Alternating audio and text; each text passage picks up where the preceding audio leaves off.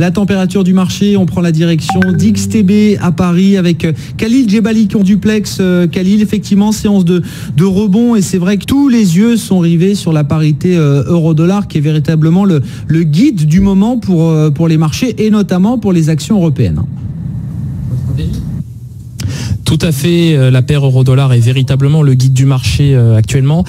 Il est très difficile de se prononcer sur la future tendance de l'actif puisque, comme vous l'avez dit, on a véritablement les yeux rivés sur la conférence de presse de Mario Draghi de demain. Donc on verra bien ce qu'il nous dira.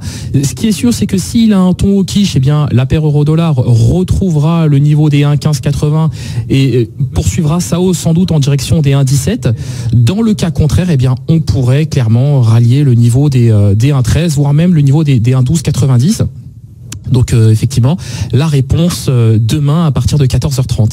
Bon, et on voit tout de suite l'impact immédiat que ça peut avoir. Là, c'est vrai que la séance d'hier, la séance d'aujourd'hui, qui sont deux séances inverses d'une certaine manière, on voit tout de suite l'impact que ça a sur les actions européennes quand on arrive sur ces niveaux de 1,15 sur la parité euro-dollar. Oui. Mais bien sûr, tout à fait.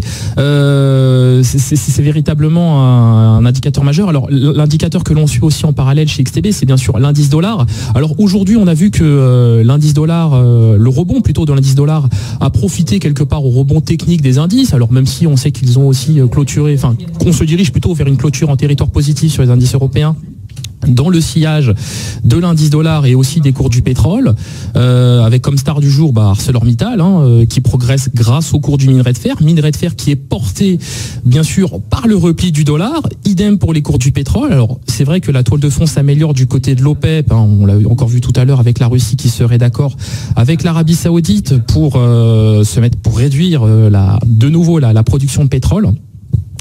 Donc on a un contexte favorable pour les matières premières. Attention aux titres tels que Technip, Total et bien sûr ArcelorMittal qui sont portés par le repli du dollar en ce moment.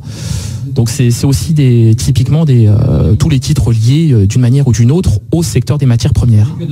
ArcelorMittal en tête du CAC 40, plus 3%. C'est vrai qu'on a les cours du minerai de fer qui se sont bien tenus. Le repli du dollar, alors que c'était très vrai hier, c'est un peu moins vrai aujourd'hui, mais ça peut avoir un impact effectivement sur les matières premières. Et puis le pétrole qui profite là de la publication tout à l'heure de stocks hebdomadaires aux États-Unis en baisse plus forte que prévu. Donc les cours du pétrole qui regagnent un peu plus de 1% cet après-midi, au-delà des $49 pour le Brent et presque $47 pour le brut léger américain. Merci beaucoup Khalil Djebali qui était avec nous, analyste de marché chez XTB à Paris.